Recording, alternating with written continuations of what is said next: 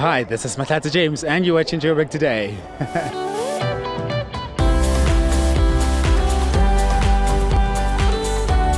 Does your wristwatch tell more than just time? Well, for some, it's an extension of who they are. And to understand why some people are prepared to spend more on their timepieces than others, we talk to someone who sells luxury wristwatches.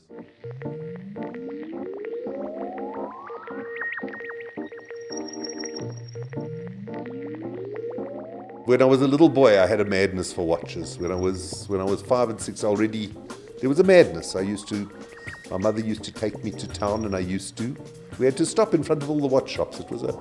My family was in jewelry, I was a good jeweler for years, but watches was my passion. And 30 years in the business, I still get so excited about buying a rare watch. With my understanding of watches, I also love new watches, second-hand watches, and vintage watches. And vintage watches is also exciting because that was stuff that was made, let's say, 20, 30, 40, 50 years ago. And some of it is such incredible quality that it can't be made today. And there's a lot of sense in second-hand timepieces. I mean, ideally it's supposed to work that these watches that I deal in are great quality. They plan to last 30 and 40 and 50 years. So if you buy a wristwatch that's 3 years old, well, you've got another 27 years to play with it. At the moment, we're dealing with market shortages of certain watches, which is creating unnecessarily spikes in the markets. So there's certain watches that are not available from the shop. You have to go onto a waiting list, or you have to pay a premium, which is a strange scenario. It shouldn't be there, but it's existing at the moment, and it's creating a lot of havoc in the market. It is a temporary thing. Watches are trading high at the moment, and it shouldn't be able to continue because the manufacturers of these watches would rather it didn't. So will people ever fall out of love with wristwatches? I wonder. I'm obviously, I've spent my life doing it. I'm very invested in watches. Most kids are seeing their fathers wearing either a running watch or an Apple Watch or a computer on their arm. I think mostly the next generation is going to be totally unaware of watches, and I think that'll narrow the market. There's always those fellows that Dad wore a Patek Philippe, I'll wear a Patek Philippe, and my grandson will.